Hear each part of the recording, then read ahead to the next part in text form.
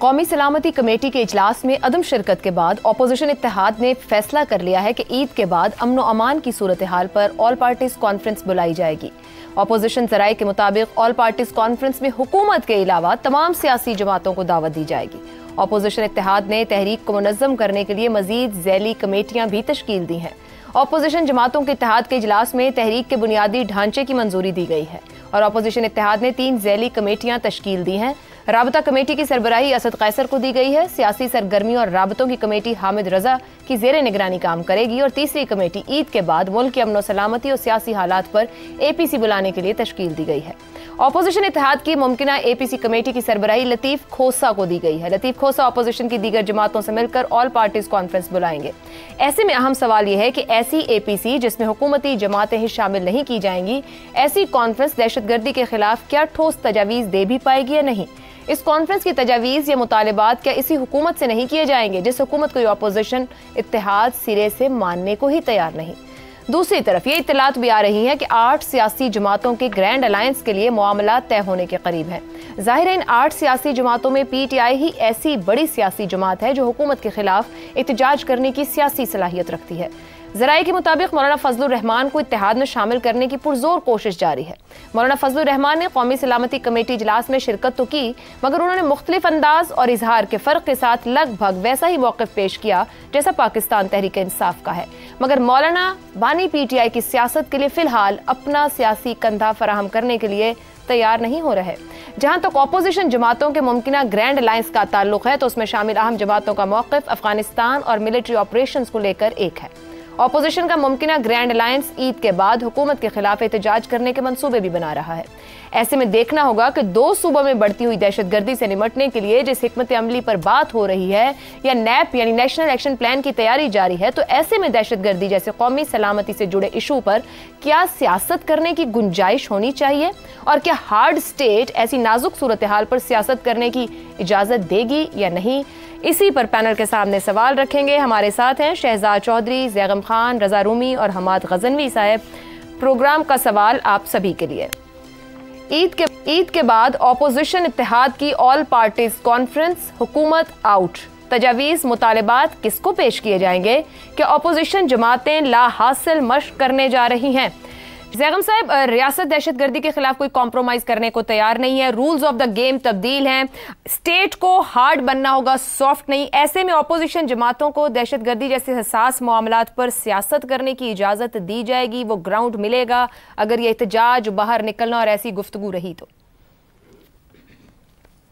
میں نہیں سمجھتا کہ اپوزیشن قومی سلامتی کے معاملات میں کوئی بہت سنجیدہ رکاوٹ ڈالیں گے۔ یہ تمام سیزن پالیٹیشنز ہیں۔ PTI خود بھی خیبر پختونخوا میں فیس کر رہی ہے اس تمام سچویشن کو، اور نہ ہی اس جو آل پارٹیز کانفرنس ہے اس کا مقصد سیکیورٹی پر حکومت کو ٹف ٹائم دینا ہے۔ یہ ایک بہانہ ہے یا ایک بیسک ایک تھیم ہے جس پر سب اکٹھے ہوئے ہیں، اور جب یہ اکٹھے ہوں گے تو یہ تھیم پھیل جائے گی، یہ بات آگے چلی جائے گی، اور جو پاکستان میں روایت ہے اپوزیشن جماعتوں کے ساتھ آنے کی، قریب آنے کی، یہ اس طرف ہی جائے گی۔ اب آپ دیکھیے کہ یہاں سے جس کو کہتے ہیں نا ہنوز دلی دورست، ابھی دلی تو دور ہے، لیکن ہم نے یہ دیکھنا ہے کہ اس آل پارٹیز کانفرنس سے کیا دلی کا قافلہ روانہ ہوگا یا نہیں،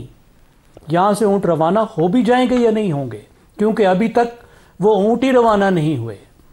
اور یہ قافلہ کدھر کو جاتا ہے؟ اگر آپ PTI کے نقطہ نظر سے دیکھیں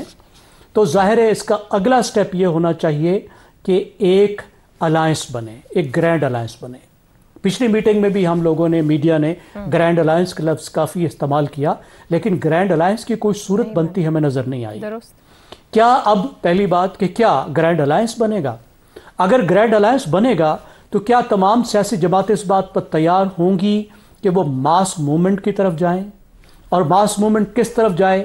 PTI یہ چاہے گی کہ وہ ماس موومنٹ حکومت کو فورس کرے کہ نمبر 1 وہ عمران خان کو رہا کریں،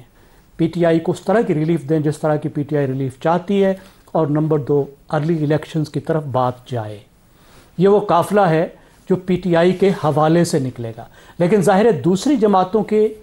اپنے اپنے ایجنڈاز ہیں۔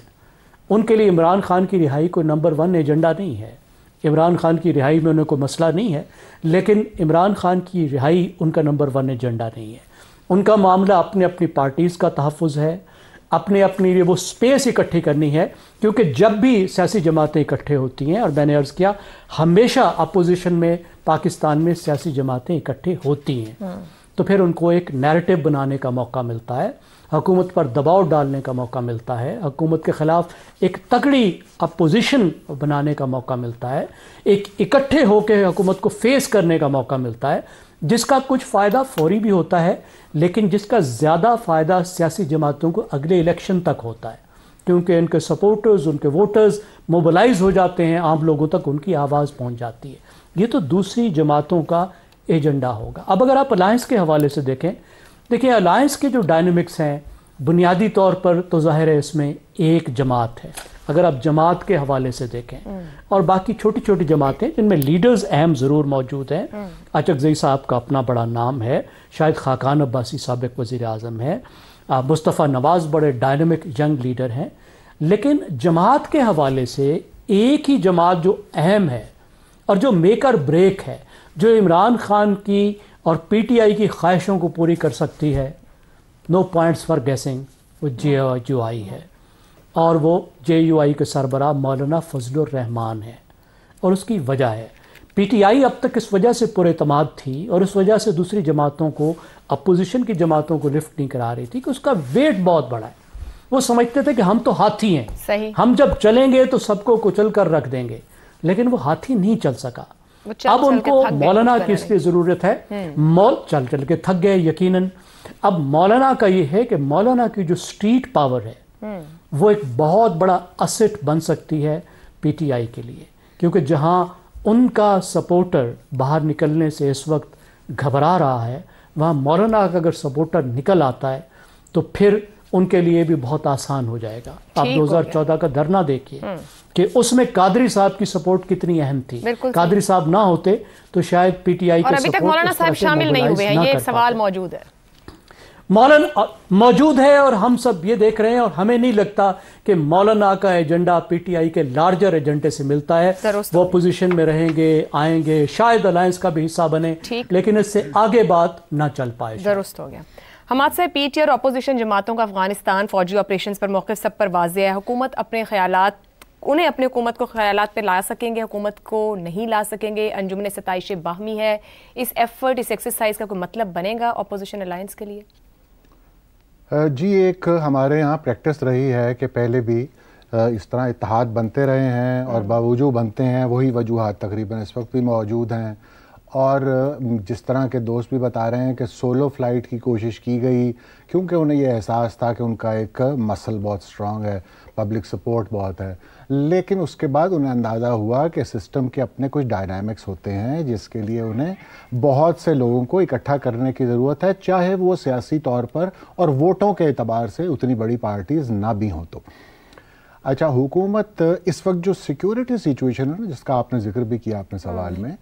یہ جو سیکیورٹی سچویشن کا معاملہ ہے یہ انفارچونیٹلی ہمارا بگڑ رہا ہے، ہم دیکھ رہے ہیں۔ اچھا، یہ بگڑ ان جگہوں پہ رہا ہے جہاں پر کہ اکثریتی پارٹی ہے پی ٹی آئی، اور جس پر توقع لگائی گئی ہے یعنی مولانا فضل الرحمان، وہ بھی اسی علاقے میں زیادہ بڑی سپورٹ رکھتے ہیں۔